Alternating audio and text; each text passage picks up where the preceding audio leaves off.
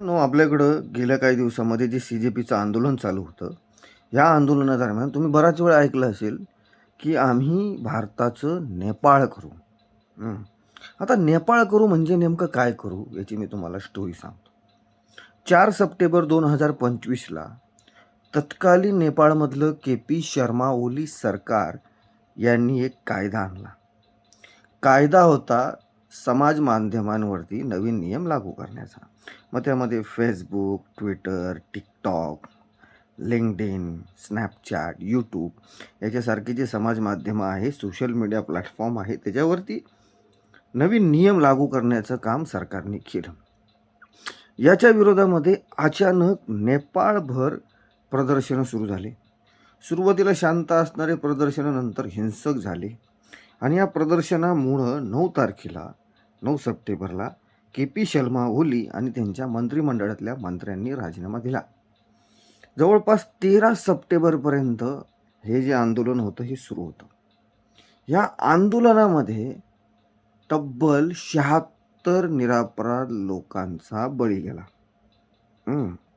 आणि नेपाळमध्ये सुशीला कर्क यांना अंतरिम प्रधानमंत्री बनवण्यात आलं.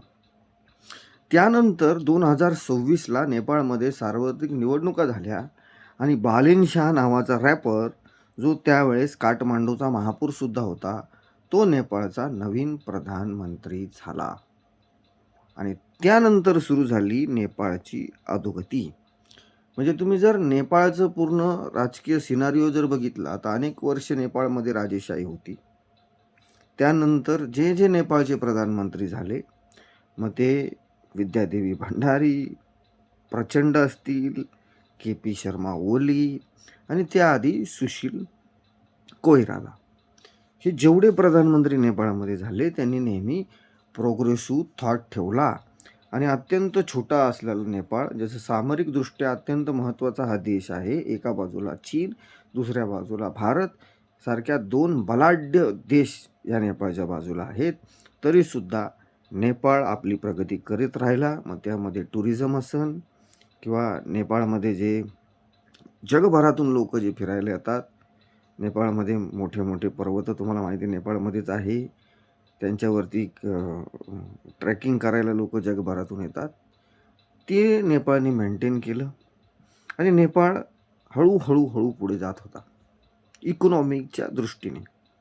जसं बालेन शाह नेपाळमध्ये प्रधानमंत्री झाले आणि बालेन शाहची गँग नेपाळच्या सत्तेवरती आली, त्यानंतर नेपाळची अधोगती सुरू झाली. इकॉनॉमीच्या बाबतीमध्ये 12 वाजले. कायदा सुव्यवस्थाची वाट लागली. म्हणजे आतापर्यंत कधी ऐकलं नव्हतं की जे लोक जागतिक राजकारण फॉलो करतात, जिओ पॉलिटिक्स, की नेपाळमध्ये एखादी दंगल होईल. आज जर तुम्ही परिस्थिती बघितली तर दर 4 दिवसाला नेपाळमध्ये एक दंगल होते. काल सुद्धा एक दंगल झाली नेपाळमध्ये.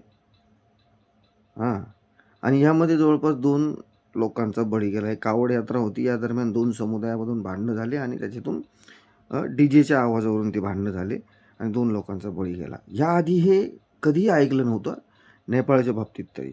पण आता नेपाळमध्ये लूज सरकार आल्यामुळं नेपाळची ही परिस्थिती झालेली आहे.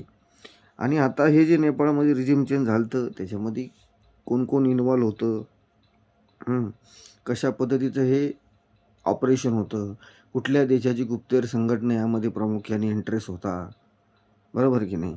त्याचबरोबर कुठला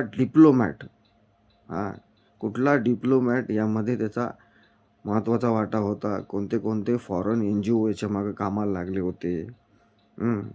हे जे लोक जिओ पॉलिटिक्स फॉलो करतात हे सगळ्यांना माहिती. पण आपल्याकडं प्रोटेस्ट चालू आहे नीटचं आणि म्हणतात नेपाळ करू. अरे नेपाळमध्ये त्यावेळेस काय झालं हे या लोकांना 1% पण माहीत नव्हतं. हे सर्व सिनारिओ काय होता आहे का नाही, की प्रसारमाध्यमांवरती किंवा जे सोशल मीडिया प्लॅटफॉर्म आहे त्यांचा बहाणा करून कशा पद्धतीने नेपाळची वाट लावण्याचा प्रयत्न काही लोकांनी केला आणि आपल्याकडं नेपाळचं उदाहरण देत आहे.